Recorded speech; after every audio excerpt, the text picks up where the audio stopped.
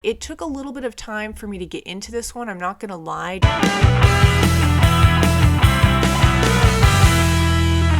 Hello everyone and welcome back to my channel. I'm Molly and in this video I'm going to be talking about Screen Violence, the fourth studio album from the synth-pop band CHVRCHES. CHVRCHES has definitely been a favorite musical act of mine for a while now. I love all of their previous albums, and so when they announced that they were releasing a new album in August of this year, I just had to go and listen to it. Obviously, I was just really excited for this album, and it definitely did not disappoint. I love how they stay true to their very signature CHVRCHES like synth pop style, but I think they infuse a little bit more on this album. They go in like just a slightly more rock driven direction on some of the tracks, which is kind of a nice touch to this album. It kind of gives it more of a powerful sound as well at certain points. So the album opens with track 1, which is Asking for a Friend. Immediately, this one stood out as being one of my favorites, actually. I really am into the sound of this one. It's got this very awesome 80s synth style to it, very danceable, but the lyrics are pretty, like, intense when you get looking into them. It's kind of sad, but it's very danceable at the same time. It's a really emotionally charged song, but then you've got all of these glittery synths kind of covering it up. I think it's just a great start to this album, and immediately it just kind of hooks you. As soon as you start the album, the sound just draws you in, and then it just kind of sucks you into the rest of the album. Track 2, He Said, She Said. This was the first single released for Screen Violence. I will admit I was a little unsure of this track when I first heard it as a single before the album came out, but it's definitely grown on me, and especially in the context of the album, I think it works really well. It continues to build on that 80s synth sound that the first track, Asking for a Friend, introduced, but there's a little bit more almost punchiness or weightiness to the instrumentals on He Said, She Said. The bass really stood out. It just kind of pulled the track down a little bit. I was kind of lukewarm on this track when it was released as a single, but it has definitely grown on me over time, and like I said, especially now listening through to the whole album, I definitely am really into the sound of this one. The track California, we get into a slightly more melodic, less synth heavy, less distorted sound here. For lack of a better word, it's a very pretty song, and it's just got a great fresh sound to it, and for as synth heavy as this album is, this track definitely stands out. It's more on just the lighter, more natural side. I also really like Lauren's vocals on this one, like the little runs that she does throughout the chorus kind of stood out to me, just fun to listen to. But yeah, just a very simplistic, a little bit more natural sounding of a song, and a bit of a refresher on this album. Kind of you get a little break from all of the synth going on. Okay, and then moving on to track 4, we have Violent Delights.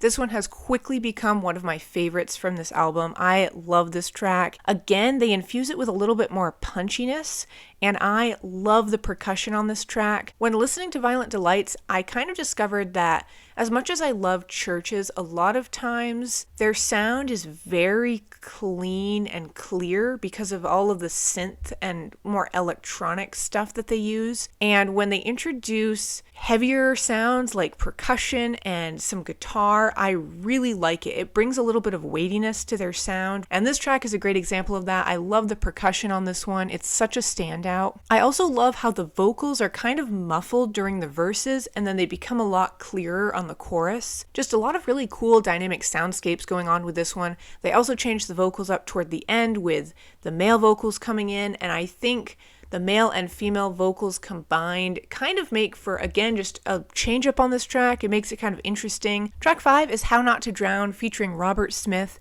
This was yet another one that was released as a single before Screen Violence came out, but I absolutely love this track. It's such a great blend of still that catchy synth, but there's a much darker side tonally to this track, and I think with Robert Smith's vocals providing such an interesting contrast with Lauren's, it just makes for a really interesting sound. And again, it's kind of an infusion of heavy instrumentals paired with the synth, which kind of pulls it down a little bit, provides a great contrast. It just works really great. I loved it when it first came out. I still love it in the context of the album, and I think it's my favorite track off of the entire album. Final Girl is a really danceable, very upbeat sounding track, a little bit more pop than some of the other tracks on this album for sure, but the lyrics are really turbulent and questioning, and it's really interesting to lyrically go into this track, and then you compare it to how the track sounds.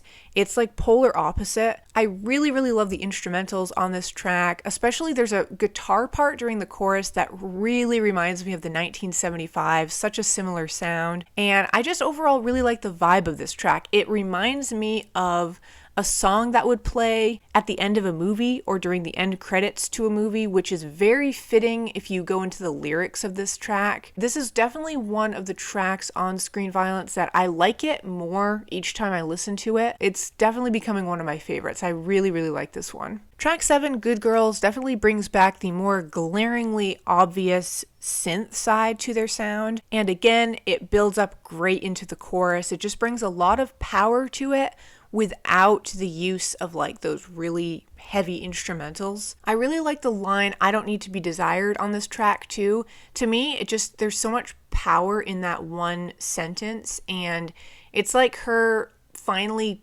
taking control of herself. Throughout the beginning of this album, you could tell there's like really unhealthy power dynamics going on, and she's kind of talking about giving her power up to someone else and not being able to reclaim it.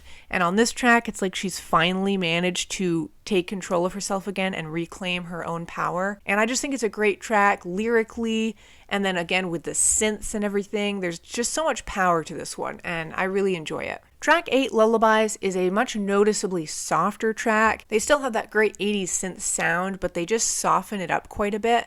So the track name Lullabies is very appropriate. It's kind of sounds like a lullaby. This track does still carry power to it though. It does build up, but in a slightly more melodic way. Track 9, Nightmares, is another favorite from Screen Violence for me. I love this one. Sonically, it really reminds me of something you would have heard off of the Bones of What You Believe. It's such a great example of, again, how they kind of infuse some more unpolished, natural sounds with the synth. It's not completely overtaken and drowned in this pool of very clean synth sounds. They kind of infuse it with a little bit of extra stuff, and it just makes it more interesting and dynamic to listen to. For example, I think there's almost like this flute sounding thing toward the end of this track. I don't know if it is a flute. That's kind of what it sounds like a little bit. And then you've got that really interesting distorted talking toward the end. Again, they just do a great job of building this track up, and then by the end of it, it's just like fully engrossing to listen to and very captivating. And then we're on to track 10, the last track on the album, which is Better If You Don't.